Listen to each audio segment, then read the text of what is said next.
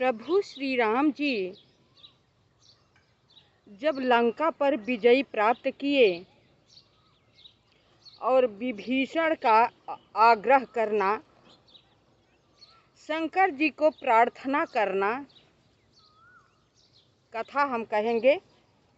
अब सब ध्यान से सुनिएगा।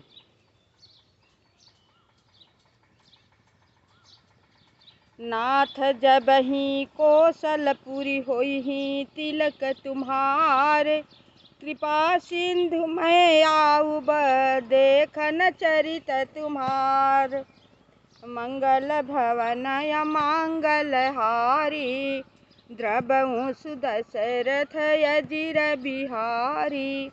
एक बार प्रेम से बोलो प्रभु श्री रामचंद्र की जय।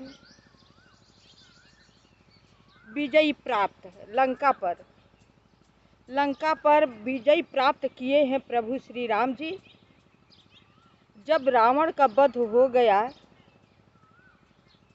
सब लोग देखने के आए, मिलने के लिए राम जी से आए स्वर्ग से। यहाँ तक कि राजा दशरथ जी भी आए, बहुत खुश हुए देख करके, दर्शन किए। राजा दशरथ जी राम जी से कहे हैं कि हे पुत्रा, तुम इतना विजय प्राप्त किए हो कि मैं स्वर्ग में खुशी से फूले नहीं समा रहा हूँ, बहुत खुश हूँ। तुम मुझसे कुछ वरदान मांग लो।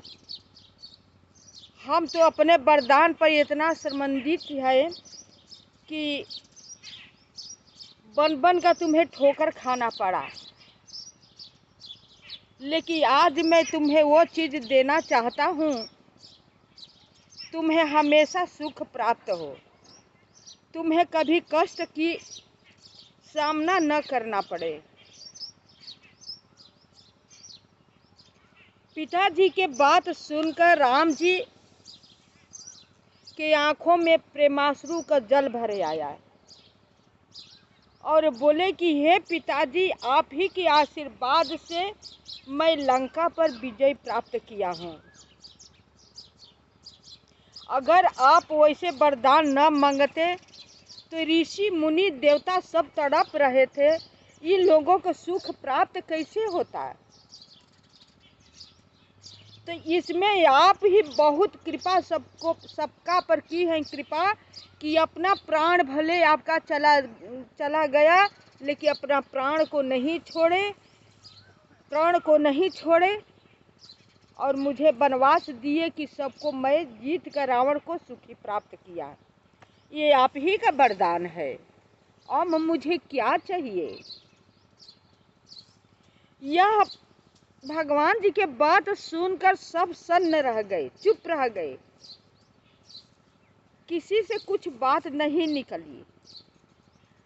अंत में फिर राम जी बोले कि हे पिताजी, आपसे मैं एक वरदान मांगता हूँ। तो बोले राजा दशरथ जी की कहो पुत्रा, क्या तुम वरदान मांग रहे हो, मैं देने के लिए ललायित हूँ। राम जी कहे कि हे पिताजी, जो माता कैकेयी के आप श्राप दिए हैं, वो श्राप आप अपना वापस ले लीजिए, बस मुझे यही वरदान चाहिए।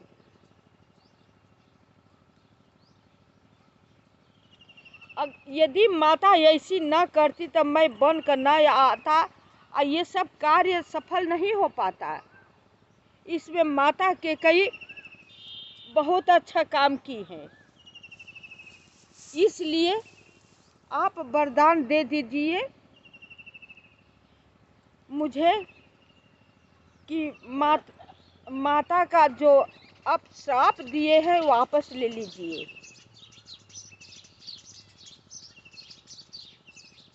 राजा दशरथ जी कुछ देर तक राम जी को देखते ही रह गए। अब बोले कि धन्य है पुत्र, धन्य है पुत्र, तुम ही ऐसे हो कि ऐसी बात कह रहे हो। न जाने जंगल में तूने कितना कष्ट उठाया। सीता हरण हुआ, धूप, गर्मी, बरसात, शीत सब सहते रहे इस जंगल में घूम घूम करके, और सबको दर्शन देते रहे, सबको सुखी करते रहे। लेकिन अपनों के तुमने क्या किया? कष्ट के सिवा तो तुम्हें कुछ नहीं मिला। मैं स्वर्ग में बैठा बैठा तुम्हारा कष्ट देखकर मुझे बहुत कष्ट होता है कि मेरा ही वरदान से मेरा लड़का के ये हाल हो रहा है। अभी तुम कह रहे हो कि माता का श्राप दिया हुआ वापस ले लो। क्या? हाँ पिताजी, मैं विजय प्राप्त करके सबको सनाथ कर दिया तो कष्ट नहीं है, सब सही है।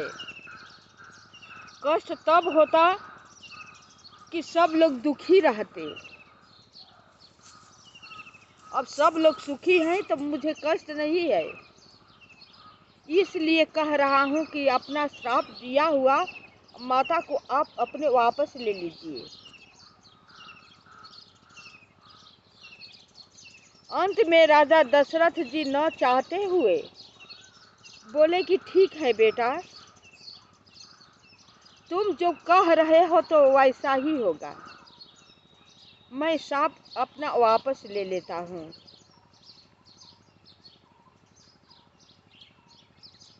वहीं पर शंकर जी भी खड़े थे। राम जी की बात सुनकर सब गदगद हो गई खुशी से। सबकी आंखों में प्रेमाश्रु बहने लगा कि धन्य है राम, तुम्हारी बुद्धि विवेक को हम लोग किस तरह से सराहना करें। अब दर्शन पा पाकर के सब लोग चलने लगे अपने अपने धाम को। शंकर जी को रोकना चाहा प्रभु श्री राम जी, तो कहे हे राम, हे कौशलनाथ, आऊँगा उस समय जबकि अयोध्या में आपकी राज तिलक की जाएगी। मैं उसी क्षण आऊँगा। अभी मुझे जाने दो, अभी मेरा यहाँ पर कोई काम नहीं है। दर्शन करना था, दर्शन हो गया। ये कह कर के शंकर जी चले गए। जब शिव जी विनती करके चले गए तो विभीषण जी प्रभु के पास आए और चरणों में सिर नवा करके कोमल वाणी बोले, हे सारंग धनुष के धारण करने वाले प्रभु, मेरी विनती सुनिए। बहुत मधुर वाणी, बहुत निर्मल। विभीषण जी कह रहे हैं, क्या कह रहे हैं? सकुल सदल प्रभु रावण मारयो, पावन जस त्रिभुवन विस्तारयो। दीन मलिन हीन मति जानी जाति, मोह पर कृपा कीन्ही बहु भांति। कह रहे हैं विभीषण जी कि हे प्रभु, आप बहुत कुशलता से रावण को वध किया और मेरे जैसे पापी, अपराधी, जातहीन आपने अपना करके मुझे सनाथ कर दिया। सब तरह से आप मुझ पर कृपा की है। अब हे प्रभु, इस दास के घर को चल करके पवित्र कीजिए, वहां चलकर स्नान कीजिए, जिससे युद्ध की थकावट दूर हो जाए। हे कृपालु, खजाना, महल, संपत्ति का निरीक्षण कर प्रसन्नता पूर्वक वानरों को दीजिए। विभीषण जी राम जी को कह रहे हैं, हे नाथ, मुझे सब प्रकार से अपना लीजिए और फिर हे प्रभु मुझे साथ लेकर अयोध्यापुरी को चलिए, पधारिए। विभीषण जी के कोमल वचन सुनते ही दीन दयालु प्रभु के दोनों विशाल नेत्रों में प्रेमाश्रुओं का जल भरे आया। उसी समय विभीषण की बात सुनकर भगवान जी के प्रेम का इतना अच्छे से बात बोले, दीन वचन होकर के बोले कि प्रभु श्री राम जी के आंखों में जल भरे आया, प्रेमाश्रु का, दुख का नहीं, जल भरे आया।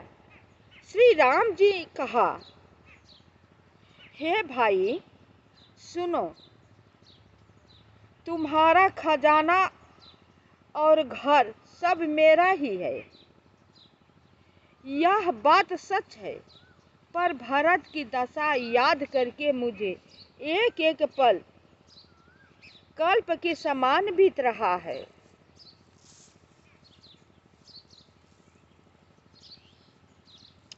तापस बेश गात कृश जपत निरंतर मोही, देखो बेगी सो जतन करूं सखा निहोरऊं तोही।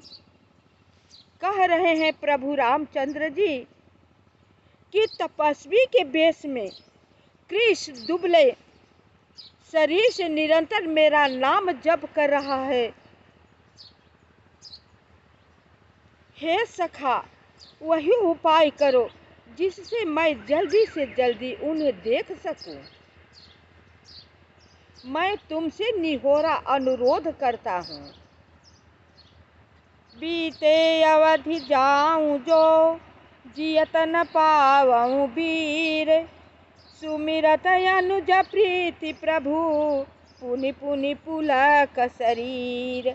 कह रहे हैं फिर, यदि अवधि बीत जाने पर जाता हूँ तो भाई को जीता न पाऊंगा। छोटे भाई भरत जी की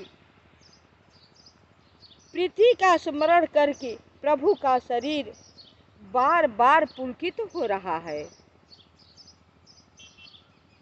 करे हूँ कल्प भरि राज तुम्हा, मोही सुमिरे हूँ मन माही, पुनि मम धाम पायहूँ जहाँ संत जब जा सब जाही। कह रहे हैं राम जी, सब खजाना महल मेरा है, लेकिन मैं तुम्हें दे रहा हूँ, तुम कल्प भर राज्य करो और जब आओगे तो मेरे धाम में आओगे। मेरे धाम संत लोग जाते हैं, वहीं पर तुम आना। यह बात सुन करके सब लोग बहुत खुश हुए। फिर श्री राम जी कहा, हे विभीषण, तुम कल्प भर राज्य करो।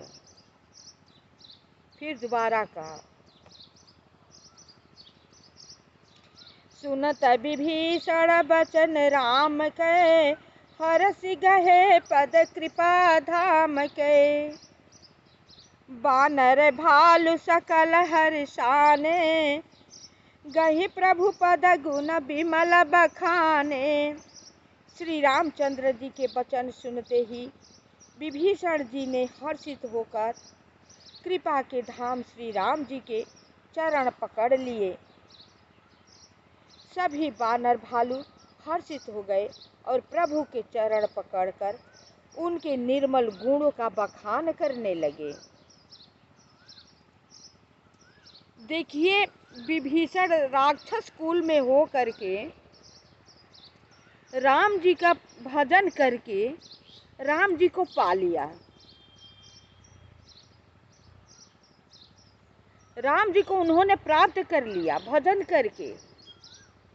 लेकिन हम लोग अच्छे कुल खानदान में जन्म लेकर के राम को नहीं पा रहे हैं। ये कितनी सोचने वाली बात है। कितने कष्ट की बात है। आप सब पूरा कथा सुनिए, बहुत अच्छा लगेगा। कथा को विराम करते हैं, शेष भाग अगले वीडियो में।